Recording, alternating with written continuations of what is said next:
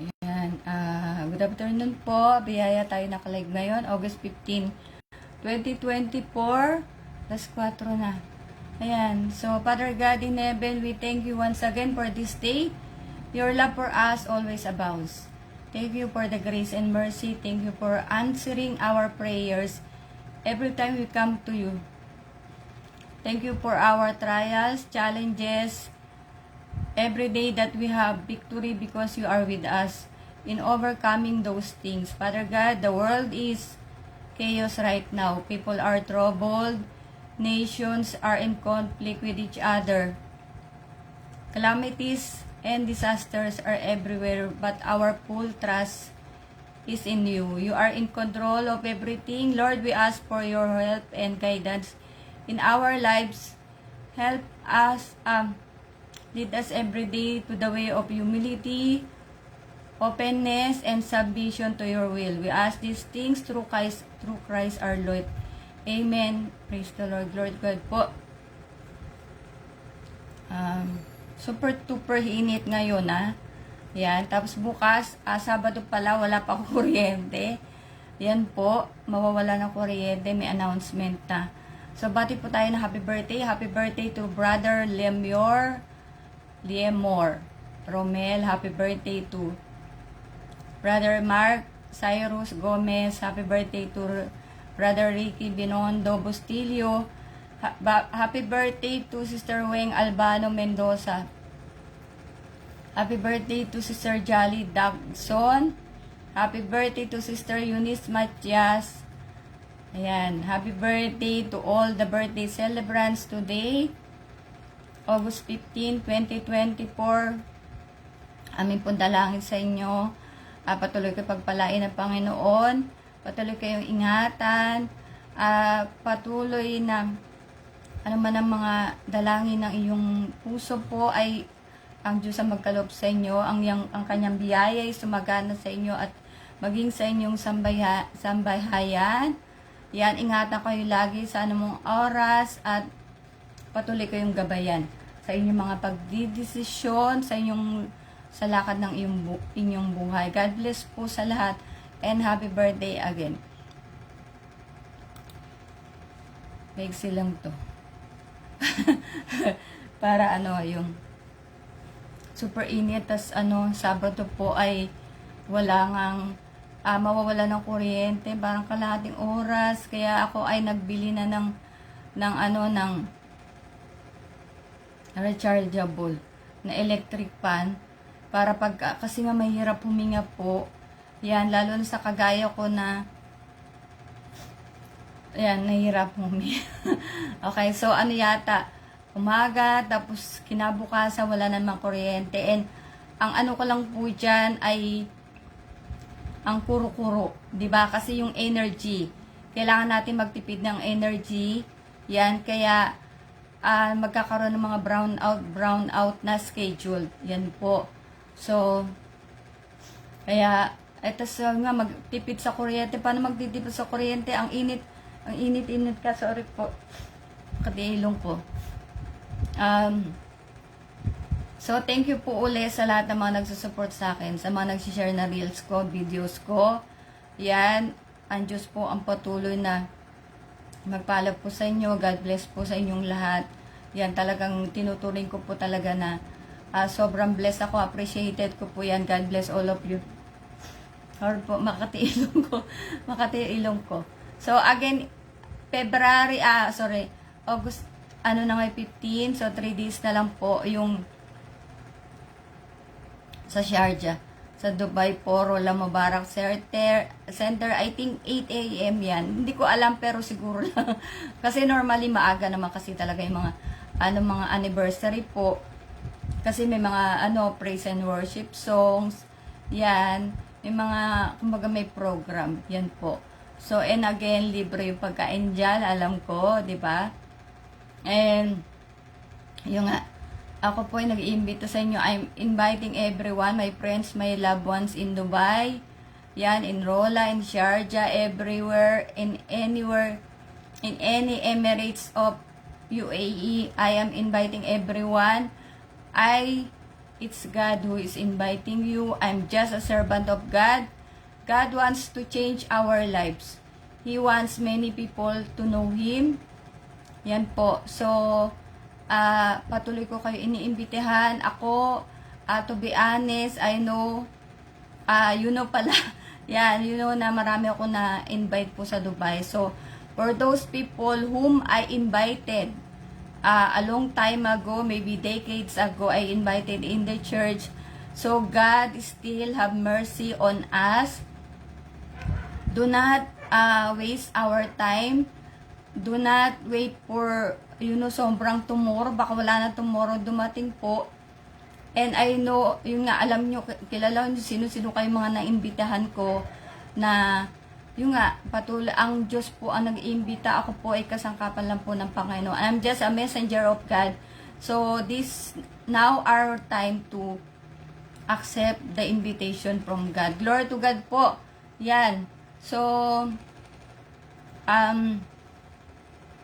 in Acts 17:30 to 31, yung Living Translation, God overlooked people's ignorance about these things in earlier times, but now He commands everyone everywhere to repent for their sins and turn to Him.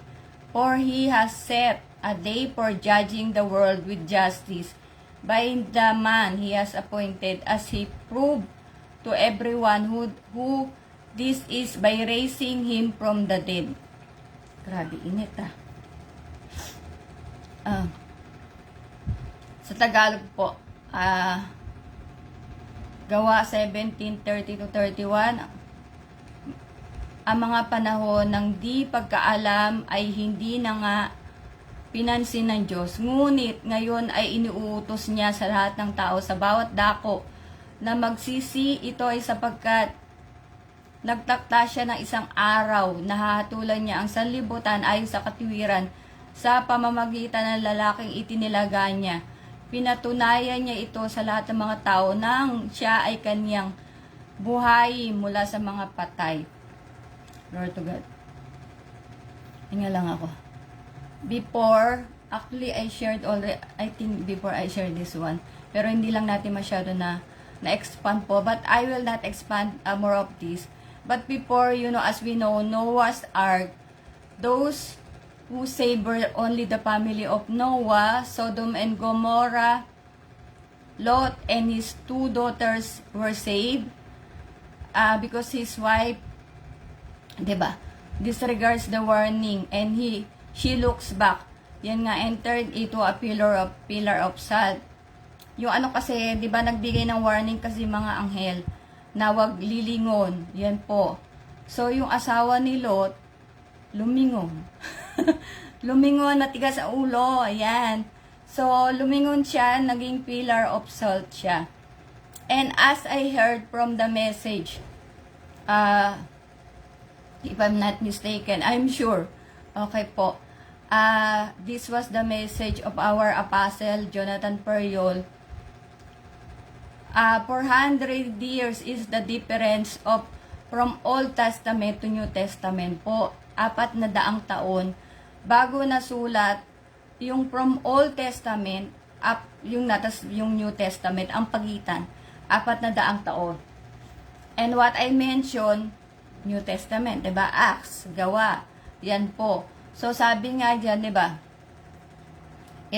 God overlooked people's ignorance about these things in earlier times, but now He commands everyone everywhere to repent of their sins and turn to Him, for He has set a day for judging. Yan, So,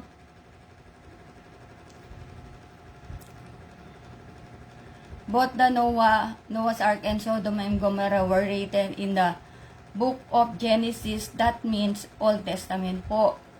Yan, so yun, doon yung makikita. So, meaning to say, nasa Old Testament, and yung binasa ko nasa New Testament.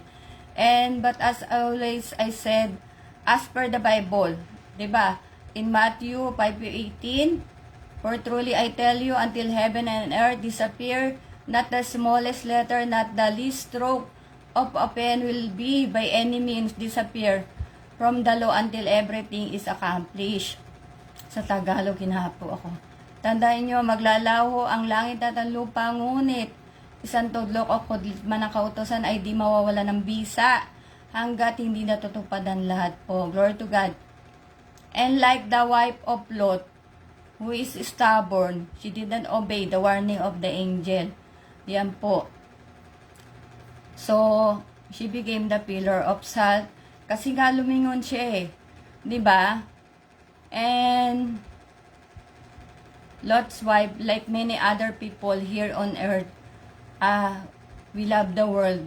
Riches, fame, popularity, everything in this world can give. So it's really possible that not all will be saved because they are not unworthy to be saved. Only God knows. Yan po. Hindi ko alam. 'Di ba? So, kasi nga, kumbaga si Lot nga, yung asawa ni Lot, lumingon. Sabi nga ng angel, wag lilingon. Yan po, para siyang kumbaga parang nangihinayan pa siguro yung, 'di ba, sa mundo. Yan po. Like, ano yung nangyayari ngayon, 'di ba? Ang tao, parang wala nangyayari sa mundo. Yan po. Na para bang walang darating na kapamakan, paghukom, ano pa rin, payaman. Yung wag kang mag-ipon ng kayamanan sa lupa dahil yan po ay matatanga. Mag-ipon tayo ng kayamanan sa langit. Yan po. 'Di ba? Anong kayamanan 'yon? What are those riches in heaven? Yung service to God, our being faithful to God. Yan, all the things that we can do for God. Yan, because I told you, God will not ask for riches or anything, your religion, yan po. Maybe God will ask you, 'di ba? Ito narinig ko to, I heard this before, that what did you did to me? Yeah, anong nagawa mo sa akin? 'Di ba? But at least if you did something, Lord, I'm faithful to my tithes. Lord, I'm faithful to attend the Lord's Day. Lord, I'm faithful in doing the devotion, the praying. Lord, I'm faithful in evangelism. Yan. Lord, I love my neighbor as you told us. 'Di ba? Love God above all and love your neighbor as you love yourself. Yan po. We can say something to God, 'di ba po? Yan, but the riches, He will not ask of those. Yan. So, like Lot's wife, yan, so many people I really don't know, only God knows po. But what we can see around us, that people are, traveling here and there because maybe they know that the end of the world is coming. That's why we need to travel, we need to do a lot of things. 'Di ba? Yan, kaya malam mundo.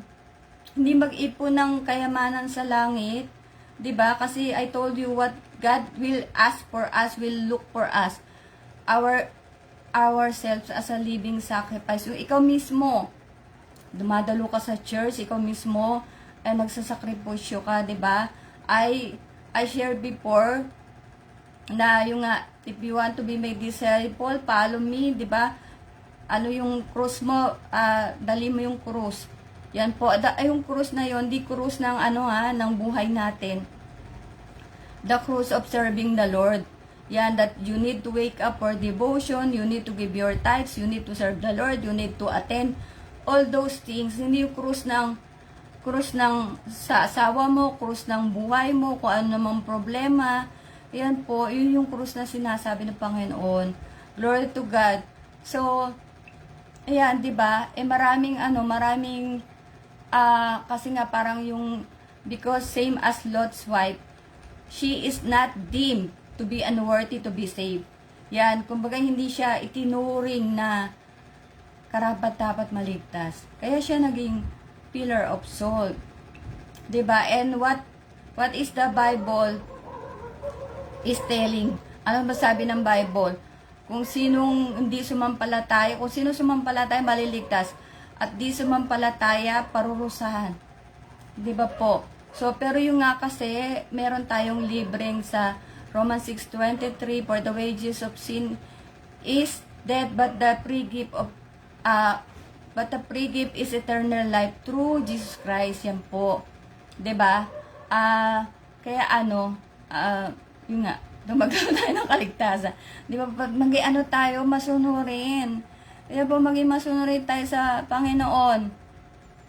That is why not all people are preparing, because they do not want to leave the earth, whereas the Lord had prepared something greater than this earth, the paradise in heaven. Glory to God. So, kasi nga, diba, yung ako, kundi ngayon, gusto ng Diyos, kasi, eto na, hindi natin alam, darating pa ba? I really don't know, only God knows, pero, that is the Bible from New and Old Testament, na, eto na nga yung katapusan, po. And because yung kay Noah's Ark nga yan, may mga sumunod pa sa lahi. Eto, wala naman sinabi may susunod pa sa lahi, di ba? So, glory to God. Kaya, ang gusto ng Diyos, God wants us. Yung nga yung 1 Timothy 2:4 nga grants us to know the truth and to receive salvation po. Yan. Pagod na ako. So, glory to God. In Ephesians 6:12, for we wrestle not against flesh and blood, but against principalities, against powers, against the rulers of the darkness of this world, against spiritual wickedness in high places. Sa Tagalog po, sapagkat ang kalaban natin ay hindi mga tao, kundi masasamang espiritu sa himpapawid. Mga pinuno, may kapangyarihan at mga tagapamahala ng kadilimang namamayani sa mundong ito. Glory to God. Diba? We told already that the Antichrist is just around. Ang kalaban natin, we are not for we wrestle not against flesh and blood, but against principalities, against power. Power ng darkness. The spirit of Antichrist is already just around. Ayan. Yesterday. Yan. Jaron is with me before I started my life. And he was parang talking to me. Yan po, I think he's asking something because he doesn't have school for 2 days. And he asked me, Mommy, I didn't go to school, so I will take my baon. I will take my baon. And then a lot of things happen. Nasira yung, kumbaga, umusod pa tong yung kama ko. And I get angry with him. Yan po, sabi ko sa inyo, nagagalit po ako, hindi po ako santa. Okay po. Because why? I told him, sabi ko na, ayan na, ginagamit ka na ng kaaway. Kasi alam mo na mag-start ako, alam ng kaaway, mag-start na ako, ginugulo pa ako. So, nagalit ako sa kanya. Mami, hindi kita, paano ginugulo? Ibabagsak na tong mag-start na ako. Yan po. So, that's why I told you, we need to pray. We need to discern. Kailangan talaga meron tayong Holy Spirit so that we can discern the work of the evil spirit. Because the devil, he knows that I'm going to start my life. So, he wants to, ginugulo ko. Yan, gusto niya wag mo na ako mag-start. A lot of things, di ba? Tas tatamarin na ako. Ganyan po. That's why we need to, we need to discern those evil spirit po. Yan, dahil ang kalaban natin talaga dito, even our family that I told you, they will use by the devil. Yan, at hindi nila alam na ginagamit na sila ng diablo, 'di ba? What happened to Judas, the one who betrayed Jesus Christ? Pumasok si Satanas kay Judas, kay Judas, 'di ba? Pero pumasok siya siyempre para matupad yung plano po. Yan. Diba? Pero kaya alam yun ng Diyos. Pero, yun nga it may happen that the devil will whisper in you na parang, hindi mo kala mo, hindi ka na you thought that, you're thinking it's like parang it's just happening, but actually that's the work of the devil. That's why I told you, we need to always discern, we need to always pray. Yan, watch and pray. Dahil kundi madadaya tayo ng kaaway. And even I told you, my enemy also, because of my sickness, my health, My enemy, I want to sleep. That's why I'm spending so much money for my Permax. Ngayon, yung gatas, kasi sabi ko, kailangan kong gumaling. Kailangan kong magpalakas to share the word of God, diba? So that people will receive salvation. Kasi ang dami. But really, yesterday, na I told you na, yun nga, I have this one, invites na nabautismo. Sobrang happy ako nun. Kasi nga why I am happy? Because like more than 6 months, I work on that. 'Di ba? I work on that because for me, soul is very important po talaga. Yan po, iniiyak ko talaga yung kaluluwa. Ayan, na pag hindi ko sila nasubaybayan, yung nga, because I learned from the message that utang ko sa Panginoon. Kaya yung mga akay ko, yung iba hindi ko na that's why, maybe, I hope that they are listening, the one who are baptized, I invited them, I hope that they will return to serve the Lord, okay? Because they already received baptism, and do not be ashamed to return kahit na na backslide. Huwag maintindihan yung mga tao hindi magliligtas sa'yo. Ang Panginoon magliligtas, kaya wag mo nang pansinin yan. 'Di ba? Hindi, wala silang sabi mo nang magiging ambag pag ikaw ay pa nila. Wag mo nang pansinin yung mga marites, dyan na, matagal na wala, ganyan, wag mo nang pansinin.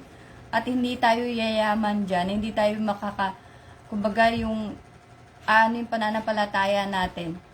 'Di ba? So, eto na yung last verse ko. In Ephesians 6:16-18, Common English Bible, above all, carry the shield of faith so that you can extinguish the flaming arrows of the evil one. Take the helmet of salvation and the sword of the Spirit, which is God's word. Over prayers and petitions in the Spirit all the time. Stay alert by hanging in there and praying for all believers. Taga Efesos 6:16-18, lagi niyong gawing panangga ang pananampalataya na siyang papatay sa lahat ng nagliliyab na palaso ng dyablo. Isuot niyo ang helmet ng kaligtasan at gamitin ang tabak ng Espiritu, walang iba kundi ang salita ng Diyos. Ang lahat ng ito'y gawin niyo na may panalangin, pagsamo, manalangin kayo sa lahat ng pagkakataon at patnubay ng Espiritu, lagi kayong maging handa at patuloy na ipanalangin ang lahat ng hinirang ng Diyos. Glory to God. We need to work out double on our faith, especially by listening to the word of God from the sent ones of God, praying, devotion, fasting, and of course, accept salvation. Hanggang hindi po natin tinatanggap ang salvation, even we want to change, we cannot change. Kailangan talaga, we need to be cleansed.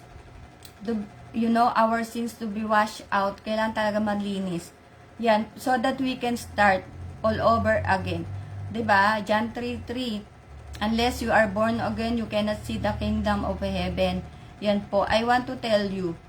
When I told you in my FB live, for those people who are following me, na po, I told you that I said, when I was 12, I saw in TV, I guess, I don't remember really, to be honest, where I saw that one. I saw the African children, Nigerian, black people, black children, and I was crying. I told that, God, I hope that people will love each other, help each other, so that no poverty, no people are suffering, children especially. And just to think of it, I was a child. I was parang bata pa ako noong 12. I don't know, 12 o 11, sinabi ko yun, 10, di ko sure. Pero kasi tanda ko 12 talaga. But you see, parang si Jeron wala pa rin sa niya yung utak niya. 'Di ba? Bata pa rin isip na ang Panginoon kasi nga pagbata, parang ako bagay nasabi ko yung bata ko, wala ko kamuwang-muwang sa mundo na may rapture, may ganyan, di ko alam yung Bible. Pero 'di ba sa Bible nga po kasi, in the Bible, 'di ba, there is one verse that Jesus Christ said, unless you became the same as this child na parang you cannot see the kingdom of heaven. Kung di kayo maging katulad ng batang ito, para may ganun eh.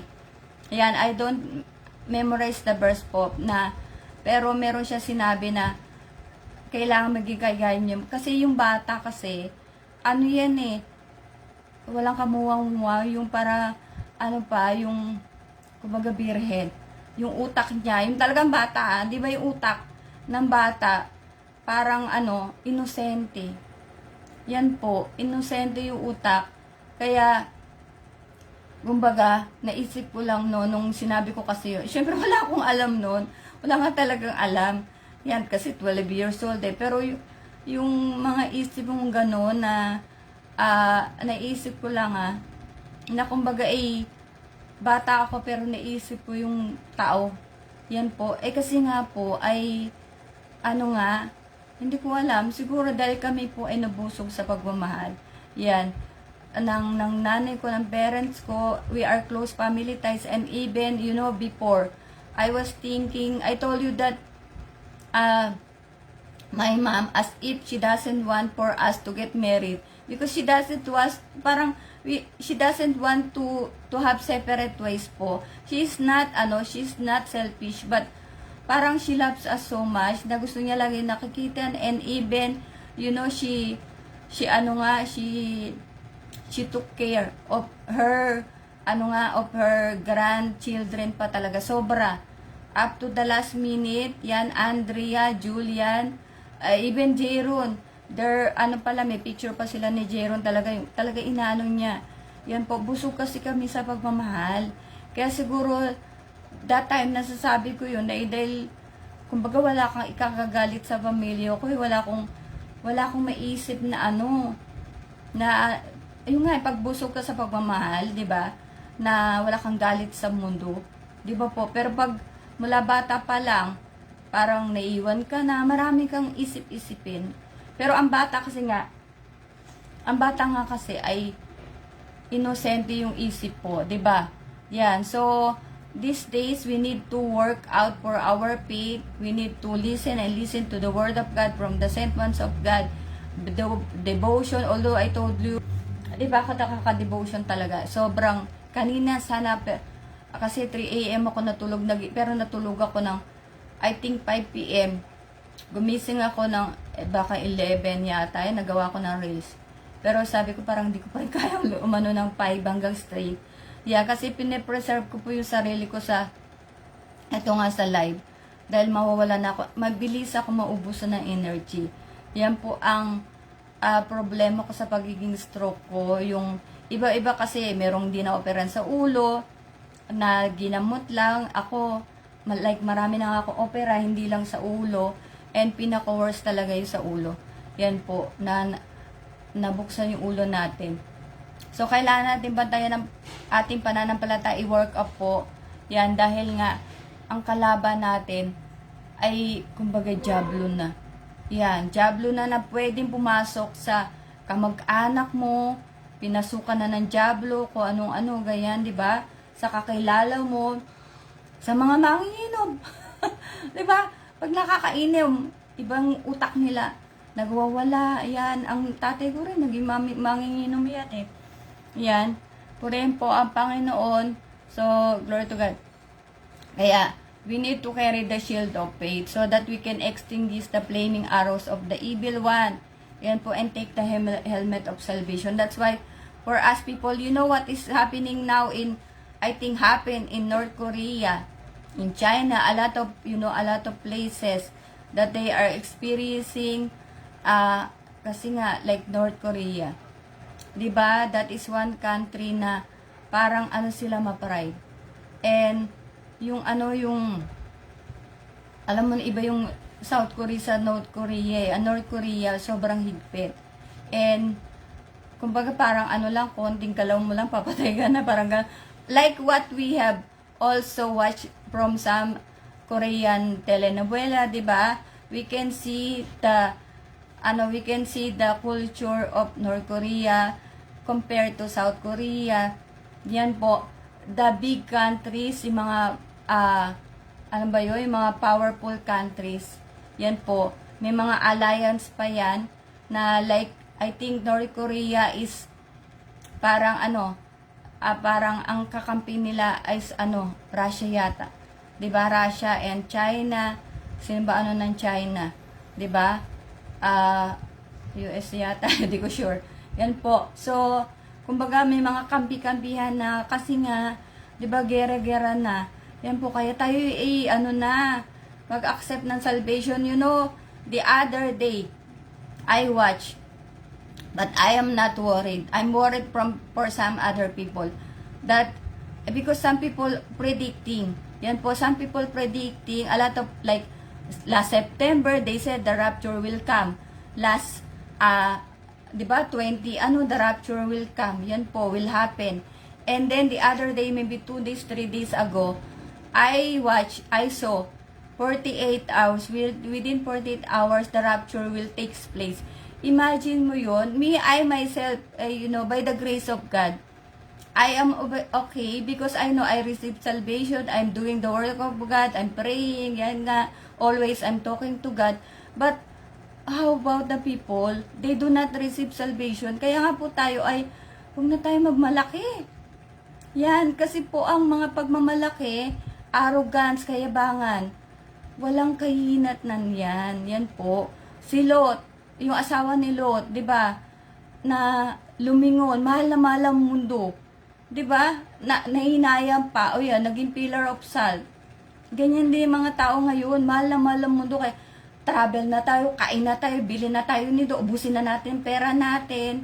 'Di ba mga ganon? Ayaw mag-ipon ng kayamanan sa langit, ayaw maghanap ng katwiran ng Diyos. Yan.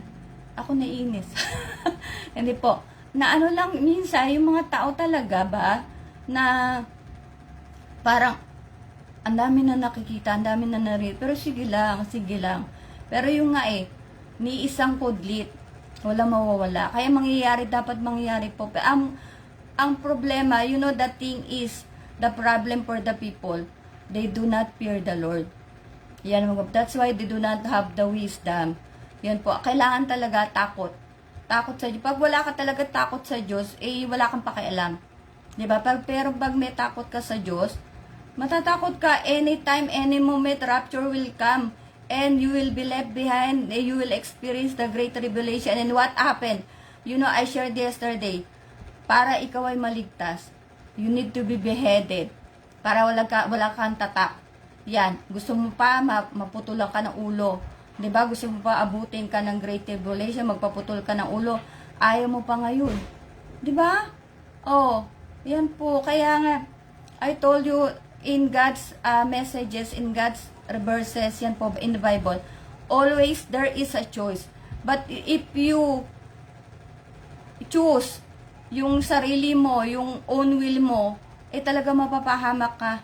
Yan. 'Di ba? Sinabi ko na hindi yan po. Na sana talaga meron tayong December. Tsaka yung number 1, pride talaga din. Yan. Ayoko dito sa Fourth Watch kasi ganyan nga. Yan po. May mga, alam ko, may mga ganun tayo. Or kasi nga, sobra yung maglingkod up to the highest level. Kasi nga, Diyos. 'Di ba? Diyos ang ating pinaglilingkuran. Hindi naman tao. Kaya talagang kailangan excellent, kailangan the best. 'Di ba? Pag nangliligaw ka, nagpabango ka, nagbagandang ka pa, nagpagupit ka pa, naliligaw ka lang. Ano pa kaya yung Diyos? 'Di ba? Glory to God po. Salamat po sa lahat 'yan. Sobra na akong dumaldal.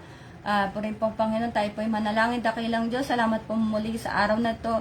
Pinagtagumpong po ang bawat isa sa amin baging iyong abang likod, Lord, kahit na nahihirapan magsalita.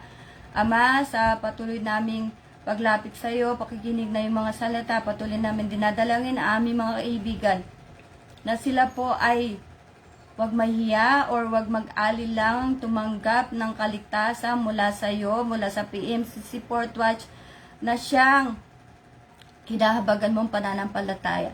Dakilang Diyos, patuloy mo silang dalhin sa tamang pananampalataya, dalhin mo sila, Panginoon, sa kaligtasan, sa kapayapaan, Panginoon, sapagkat alam namin na maraming mga tao pa sa mundong ito ang nababagabag sa maraming nangyayari sa mundo, sa mga kanilang mga kahirapan, mga problema sa buhay, at mga kung ano pang mga maraming iniisip. Ganon din po ang patuloy nilang pagmamahal sa sanlibutan, Panginoon, na maraming may ibibigay ang sanlibutan ito, ngunit Panginoon, hindi nila mahahanap ang mga pangako na binibigay mo para sa isang alagad, sa isang patuloy na nananampalataya sa iyo, umiibig sa iyo, Panginoon, at patuloy na naglilingkod. Hallelujah. Amang Diyos, patuloy kang magpagaling ng mga may sakit. Ikaw, O Diyos, magbigay ng trabaho sa mga walang trabaho. Panginoon, ikaw po ang tumulong sa mga nahihirapan na sa buhay, marami mga problema, sa mga dumanas, Panginoon, sa mga kalamidad na nangyari sa iba't ibang bansa, maging sa dako ng Pilipinas, ang mga gumagawa ng mga kahalayan, mga makamundong mga gawain, Panginoon, mga pagsisinungaling, pagnanakaw. Panginoon, sawayin mo ang mga tao na to, nawa hanapin nila ang iyong katwiran. Panginoon, hanapin nila ang mga kabutihang bagay, Panginoon. Hallelujah. Ilayso mo sila sa mga bagay na masasama. Dakilang Diyos, nawa, Panginoon, at tagapin nilang kaligtasan. Hallelujah. Salamat po muli. Dali mo kami sa araw ng bukas, Panginoon, upang makapagdala ng iyong mga salita. At Lord, nawa ingatan mo ang bawat isa, sapagkat ang panahon ay tunay na masama. Hindi mo na, wala ka na mapapagkatiwalaan tao. Malibang, O Diyos, tumibay ang aming mga pananampalataya sa iyo. Salamat po, ibinabalik namin lahat ng pagluluwalhati, pagpupuri, pagtitiwala sa makaming pangalan ni Jesus na aring darating. Amen. Glory to God po. Salamat po, and see you all tomorrow, Friday po. God bless us all.